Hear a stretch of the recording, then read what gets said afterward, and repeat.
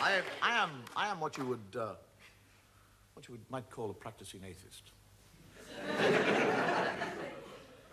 I'm quite happy to be an atheist because I think actually God likes atheists better. We never ask him for anything. We're not bothering him all the time saying, oh God, please help me, I'm with this thing. And as a practicing atheist, there's certain things that I travel around the world, and no matter where I go, somebody called Gideon leaves me this book to read. It's an Irish book because it says it all began at the beginning.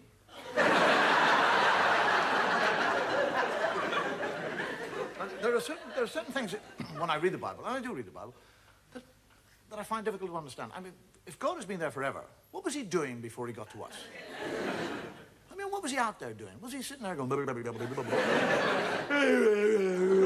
today, what'll I do? I mean, suddenly from nowhere, he suddenly decided to create a world. I'll make a world, that's what. Make a world, yes, that's what I'll do.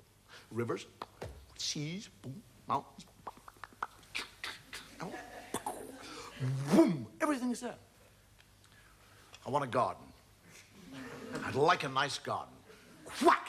Garden bee. Hate gardening. Need a garden. Ah, gardener, spit and dust. Adam. Hey! And he, Adam, never once says, where in the name of God did I come from? I mean, he's 40 years of age. He has no child, he has no recall. He doesn't say, how did I get here? But he's quite happy. He just kind of trundles around the garden, working away. And God is looking at him. And he sees that Adam is happy.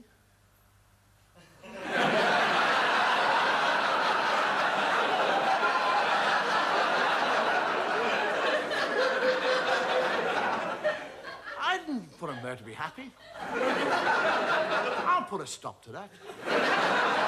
And God, during the night, sneaks down like a thief and steals, doesn't ask, doesn't request, steals it. His rib. And from his rib, he makes woman. And Adam wakes up in the morning, he's a real thickie. He's lying there, and there's somebody else, he doesn't say, where did you come from? How the hell did you get here? Where did you get those lumps?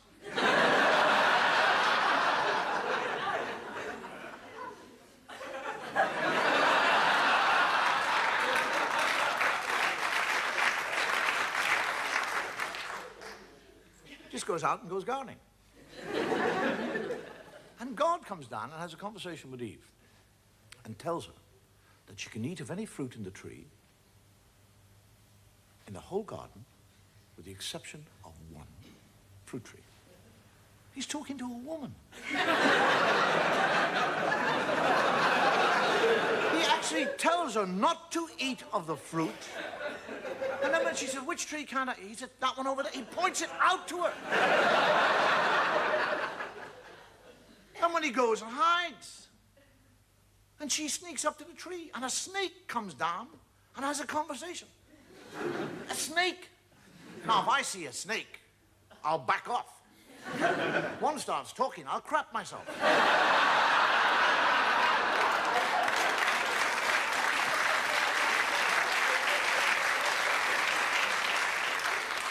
And the snake actually convinces her to eat the apple. And she eats the apple. And when she eats the apple, she learns shame.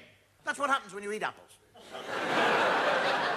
Now, she's not ashamed that she's disobeyed God or that she's eaten the apple. She's ashamed of one part of her body. That's all.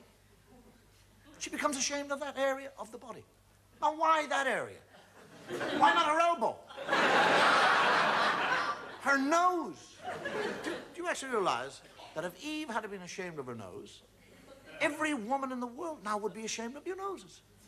You'd all be sitting here tonight with little nose knickers on.